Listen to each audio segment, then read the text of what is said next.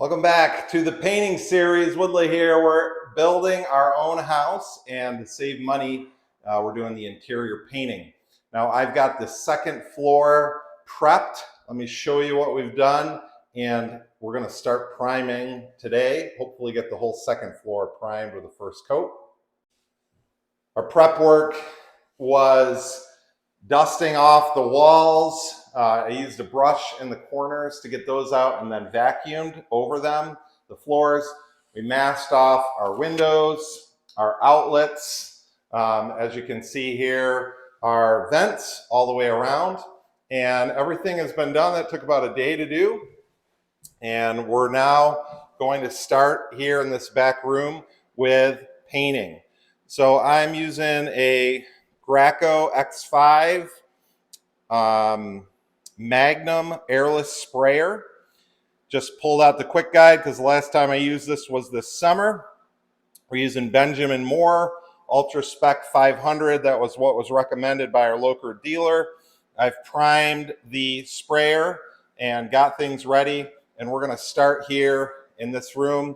Probably from a cord management standpoint, I'm going to start in the back of this room and kind of work my way here. I'll probably actually do the ceiling first and then go back and do the back walls over. So I've got a full-on bodysuit here with this rag on top, and I'm using this mask. You might have seen this in the video where we did the mechanical room painting down there. That was my first time using it. I've used this all throughout our the dust process here of cleaning up, and I've been wearing it for a number of hours. Hasn't fogged up on me at all, so I've been very happy with that. I'll be interested to see if any of that overspray comes down on me. Now I'm using the 515 tip for this spray. The first number 5, you double that for your spray pattern, so I get a 10-inch spray width, and then the 15 is the orifice size. So the larger that size is, the more comes out. So with a primer, a little thicker, we want to get more of that material out and on the wall. And this is my first time spraying walls. I did this summer, my first time spraying was cabinets, but this is the first time ceilings and walls. So gonna be a learning process for me. Let's see how this goes.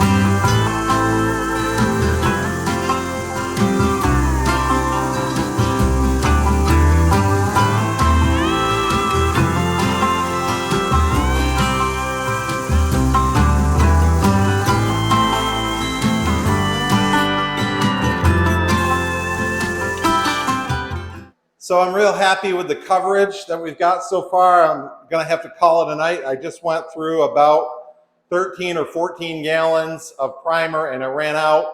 But I've got really good coverage and I'm not gonna have to do a second coat. I will come back and sand these tomorrow before we put the final color on them. And I'll have to get some more primer to do the other bedroom. So what I got done tonight was the master bedroom, closet, bathroom, 2 of the kids' bedrooms, and our bonus room, and the closet, and the short hallway that comes into that. So I'll show you a couple of the walls here and give you a few final tips on painting with a spray. So you're looking here at the master here. We've got pretty good coverage like I was sharing with you. I'm real happy with how this has come out. The finish looks very smooth. We will go over it. I will go over it with a pole sander, and that I think is really going to come up with a nice solid finish for these walls. We've got our Perosi Rosenthal filter box fan going up here. Actually, I have 2 of these up here. I've got this one, which has this has some MERV 13 filters on it, and then I've got another one that's just like a MERV 8, I think Home Depot one, just for the dust in it. But this'll help just deal with some of the fumes. Got our dehumidifier running up here as well, just help take the moisture out, help the drying process.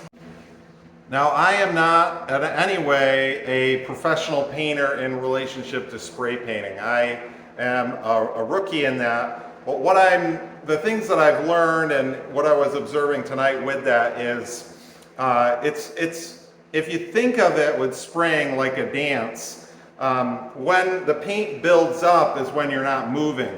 So when you're spraying, you want to start moving before you pull the trigger so that you don't get a lot of real heavy buildup in one place. So you need to have your feet clear and room for the feet, and honestly that's probably the most time-consuming thing when you're doing this by yourself, is just making sure that you have things cleared out of the way. So as I go from room to room, being really mindful of the cords, being mindful of the hose, making sure that I have good free-flowing movement from that. So yeah, this is day 1 of this, and we'll be back tomorrow for more. So if you have any tips or suggestions, feel free to leave them in the comments there. If you enjoyed this, hit that like button, and we'll see you next time. Thanks.